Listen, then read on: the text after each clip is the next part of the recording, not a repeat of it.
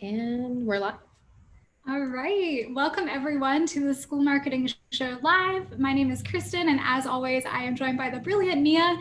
If you have not been with us here before, here at Finalsite, professional development and education are a huge piece of our culture. So we use this show just as a way to get best practices and trends in front of schools and districts around the world to help out with their strategies involving marketing, communications, admissions, advancement. You name it, we cover it. We use this format so that we can really hear from you. So please feel free to use the comments to let us know what you're interested in learning about, and we will let it influence one of our next episodes. So if you were not with us last episode, we chatted about forms and why a shorter form can really help you bring in families who are maybe earlier in on the funnel, or maybe you're just who are not as apt to fill out a lot of information on your website. I think a big misconception, though, is that user experience stops at your website, and really it doesn't. I think one major area where you can really not only build your school or district's communications, but really engage with your current community is social media, and Facebook is a huge piece of that. So if you ever find yourself questioning, is Facebook right for my school or district? How can we maybe boost engagement? I'd encourage you to stop what you're doing right now and strategize with us for the next 15 or 20 minutes so we can really talk through why it matters and how you can utilize it. So Mia, why are we talking about this today? Why does Facebook matter? Yeah, so I think, on every single time we host a social media webinar, or whether it's an event like summer camp or school marketing day, we bring together so many communications professionals from around the world. And I think no matter what size school or type of school, big district, small district, one person team, big team, everyone's always looking to, take something off their plate so that they have room or budget for something else. And I feel like the first thing everyone always wants to shove off their plate is Facebook. They're like, the kids aren't on Facebook. The students aren't on Facebook. So we don't need a Facebook, right? We don't need Facebook anymore. That's an old channel. No one uses that anymore. And it's like, no, wait, a lot of people still use Facebook. Facebook is still this overarching, center of social media marketing. One, it owns a lot of things. And two, a lot of people, it's the first network that a lot of people first used and that they still rely on for day-to-day communications with each other. Now, yes, you're not going to find students avidly using this platform, but you are going to find a lot of other audiences and demographics that are really key to your marketing, communications, enrollment, or fundraising strategy. So do not, I'd say, shove Facebook off your plate. I think over the course of the next 15, 20 minutes, we'll talk a little bit about, why Facebook matters and why it's so important to your marketing and communication strategy now more than ever. And then if you are, not seeing that type of engagement that you're looking for there, hopefully we'll provide you with a few inspiring tips that make you feel that getting engagement on this platform is both attainable and makes the most of your very limited time. So Kristen, I know you've outlined 4 key areas as to why schools and districts alike should still be investing time and resources into using Facebook.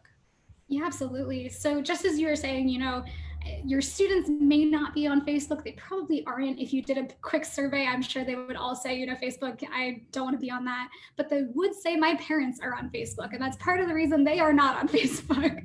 But absolutely, your parents that are in the millennial generation or older are 100% on Facebook. So they're another key audience that you really want to reach. And that's where Facebook becomes completely invaluable here. So your parents, what they care about is cultivating relationships. They care about paying attention to reviews. They care about researching. They care about following brands that they care about, and they care about, just in general, connecting with other members of their community. Facebook checks all of those boxes.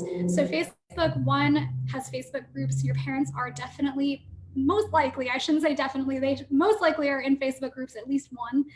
It's a really nice way to connect with their communities. They 100% follow brands on Facebook. They are using Facebook in their researching phase. So if you are an independent school or international school, they are 100% checking out, your school and competitive schools on Facebook. If you are a district, they are definitely using Facebook to see other conversations that are happening. They care about connecting with their community in that format. And reviews similarly. So reviews are super important. Facebook really puts those out in the forefront if you have that turned on in your template, and we'll talk about that in a little bit. But in general, Facebook checks all of those boxes that your parents care about. So having a presence on that channel is one of the best ways that you can reach them outside of your website experience or outside of your direct communications experience. That social channel is vital there. Number two, and I kind of touched on this, is that SEO still matters, and Facebook, along with all other social media channels, definitely have a significant impact on organic reach. So if your channel is optimized, and I mean in terms of having your profile image updated, having a consistent posting cadence, making sure that your school or district's information is accurately represented on your Facebook page, all of those things really help out with your overall search quality. So if someone is searching for your school, they have a strong chance of seeing your Facebook page in those search results just because of the wealth of knowledge that you can add to your Facebook page. And really, you can see it as an added opportunity to take up more of that space on a first page of search results. So again, if you're thinking about competition, if you're an independent or international school, making sure that your Facebook page shows up on that first page of results can really help you stand out from your competitors so that they don't have the opportunity to show up in that first page of results. And if you're a district, it really just helps in terms of your community finding you and making sure that they can connect with you in all different outlets. So SEO is a big piece of this. Number three, and I think this is something that's often overlooked, is that Facebook has so many more features than most other channels. And I think some of that just has to do with how quote unquote old it is. I think that it's had a lot of opportunity to build and really finesse some specific things that a lot of other channels don't offer. So Facebook really is kind of ahead of the game in terms of offering a wide range of features. If you think about Facebook groups, if you think about the flexibility with video, I mean, Facebook has its own in-channel video editing tools now, which no other channel that I know of other than maybe TikTok offer. So that's really nice, being able to go live, sharing content, posting just regular status updates, posting photos. Facebook offers just kind of any way that you want to communicate with your community. It has an outlet for you to do that. So it's unique in that sense, and it can really help you just in terms of how you want to get your information out there. And number four, and I feel like this may be something that not many schools or districts are aware of, is that Facebook actually owns Instagram. Now, you may know that, but I think in terms of I think a lot of schools and districts, when we do hear our students aren't on Facebook, that's why they're shifting a lot of their efforts to Instagram. And that's fantastic because students and parents alike are both on Instagram. But really, when it comes to Facebook, since they own that platform, it becomes a big ecosystem. So if you say want to advertise on Instagram, you do need an account on Facebook to be able to run those ads. And Facebook offers just an incredible targeting options. So if you wanted to reach, very specific audiences in terms of parents or students, you can do that through Facebook ads. If you do have both accounts, you can really have a nice seamless process of posting across both. If that is something you wanted to do to connect your channels, it can really help you out just in terms of time. So overall, if you want an Instagram account, it really just makes sense to be active on Facebook as well. It's just that supplemental area where you can be active. It's almost like a supplemental website, essentially. I think you have your website experience, but Facebook is so vast in how much you can do with it that it's just that extra piece that you can offer. So that's four main reasons really of why you should be on Facebook. And if I've convinced you and you are thinking, okay, we do want to up our strategy, I'll throw it over to Mia on all of the different ways you can really boost your engagement on that channel. I'm muted. Yeah, so I think, one thing that I just want to tie back to, and it was the very first point that you made, is, one of the biggest reasons to be on Facebook is that parents are there. And of course, grandparents are there and alumni are there. And what we want to take into consideration when we think of all of these target audiences is how they're dividing their time and how they're spending their time, especially on social media. If I'm a mom at pickup from school, that might be the only 5 to 10 minutes I have to myself for the entire day to scroll on social media. And if I'm an alumni, I might be really busy between work and professional development and maybe just having a social life. And grandparents, I don't know how long the average grandparent spends on Facebook or social media in particular, but just across the board, we're dealing with really short attention spans and short chunks of time that people are on social media and on Facebook in particular, because again, it is heavily parents, grandparents, alumni, And they are not, spending as much time on social media as maybe their children are. So just taking that into consideration, one of the biggest things or influences on Facebook engagement is how frequently you're posting. Now that tip could be taken to, I think, one extreme where you're posting 3, 4, 5, 6 times a day because you need to post on Facebook. And that is exactly what we don't want to see happen. And I think that's how a platform like Facebook can easily be just a major time suck, because you're like, okay, we have Facebook, we need to reach our target audiences, we have all of this content, I'm going to post it 3, 4, 5 times a day. Based on the way Facebook algorithms work, the more that you post, the less likely your content is to be seen in a single day. So if you're posting, I would say, more than twice per day on Facebook, anything that you post past that second time is not going to get nearly as much engagement or, not as much eyes on it as those initial 1 or 2 posts. So a good way to both lessen your workload and ensure more people are seeing your content is to simply post on Facebook 1 time per day. Now, something that we see a lot that happens is, it's a Monday and over the weekend, a bunch of families sent you great pictures from things that they were doing to learn beyond the classroom and things like that during this hybrid learning scenario. And you take them all and you post them all at once in an album. And then all of a sudden you have nothing left to post for the rest of the week because no one's sharing anything with you because they're all super busy. So what you can do when you have an influx of content or an influx of things to share is just to simply calendar out what that can look like for the week, and think of how you can post that across Facebook over the course of 5 days instead of posting it all on one day. So that's the first thing, just being consistent 1 to 2 times per day max. And of course, if you want to go beyond that 2 times per day, leaning on something like Facebook stories, which can be repurposed from Instagram and vice versa, are a good way to continue to churn out content without kind of getting in the way of the way Facebook algorithms work. Another thing when it comes to consistency, and this is something that we urge you to do, and I think, again, it kind of, while it's going to take you an extra 5 or 10 minutes to go look into your Facebook insights, it's going to go a long way. So you might see that the majority of your posts that you post at 7 a.m. get the most engagement. You're going to want to continue to publish your content at 7 a.m., even though that might not be the most convenient for you, or even though, it means right before you leave at the end of the day on Monday, you have to remember to schedule that for the next day. I just think using some of that data to your advantage. So if you are only posting once or twice a day, you're posting it at the time that's going to have the highest impact on that engagement. A second thing that we can do when it comes to boosting engagement is, of course, always include a visual. And on Facebook in particular, video rules all. Facebook is on its way. It desires to be the #1 video platform. There's a reason it bought Instagram, and there's a reason Instagram implemented Reels. They are trying to go head to head with TikTok. They're trying to go head to head with YouTube. So the more content that you can upload natively to Facebook, or video content you can upload natively, the more likely that content is to be seen. What I love about Facebook in particular is this live feature that we're using right now.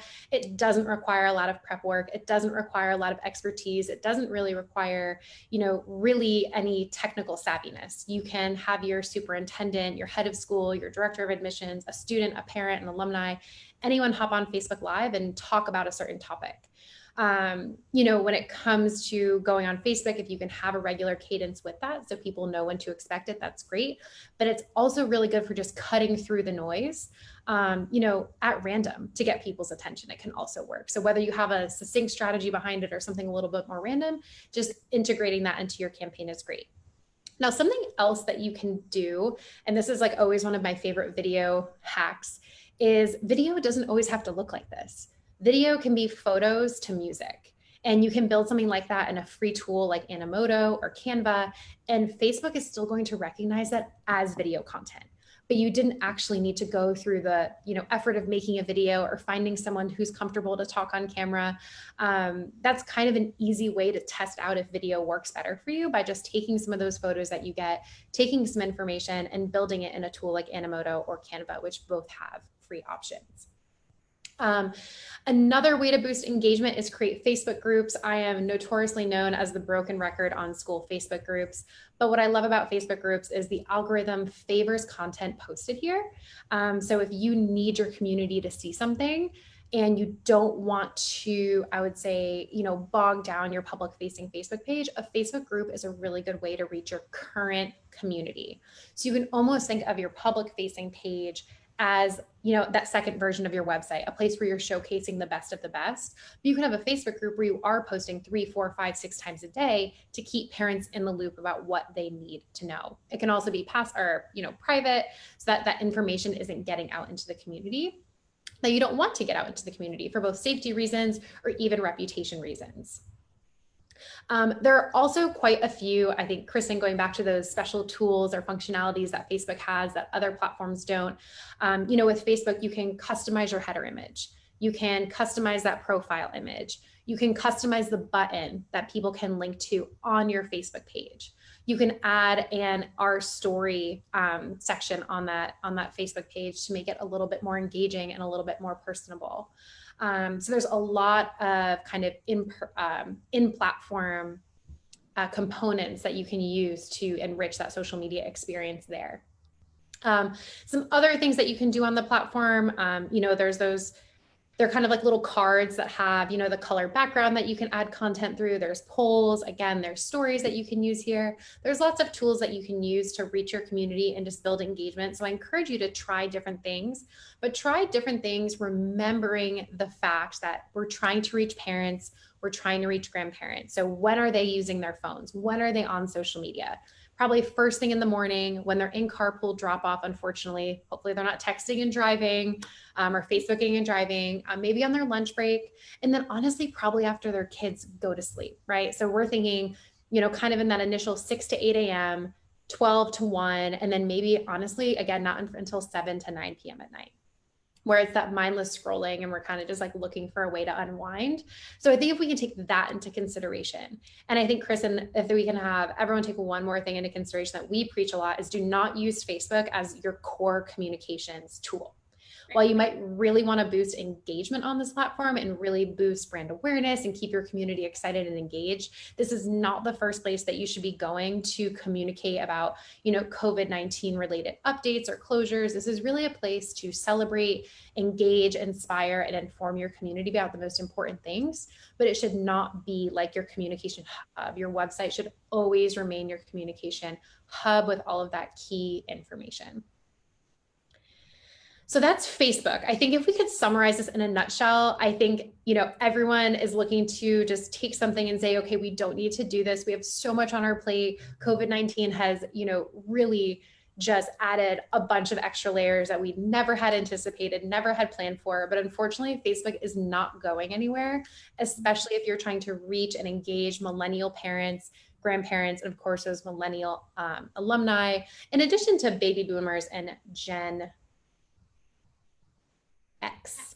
I always get confused right there. So thinking about those older generations, this is where they spend a lot of their time. So don't, write Facebook off just yet. Although I think there's a piece of us that all want to write Mark Zuckerberg off for all of his data breaching and security issues, but a necessary evil, as I like to call it. So, that's Facebook. We hope you are feeling inspired, motivated, and ready to use it. And I think, every time I talk to a school or district, I think everyone's relieved to hear we only have to post once per day. So hopefully you all feel like, phew, I already posted once today. I'm good. Whatever I have can wait until tomorrow. And speaking of tomorrow and speaking of, I guess, what's happening next. Next week is going to be a special episode of the School Marketing Show Live. Kristen and I are very excited to welcome a special guest. We will be having Rob Norman from Inspired School Marketers join us to talk about the release of the 2020 Marcom benchmark report. He's going to be sharing all the details of, kind of what's new in the world of school marketing and communications and how it's been influenced by COVID-19. So really excited to kind of hear what Rob has to share. And then we'll be back the week after with more tips on your school marketing and communication strategy. So have a great week, everyone, and stay well. Thanks, everyone.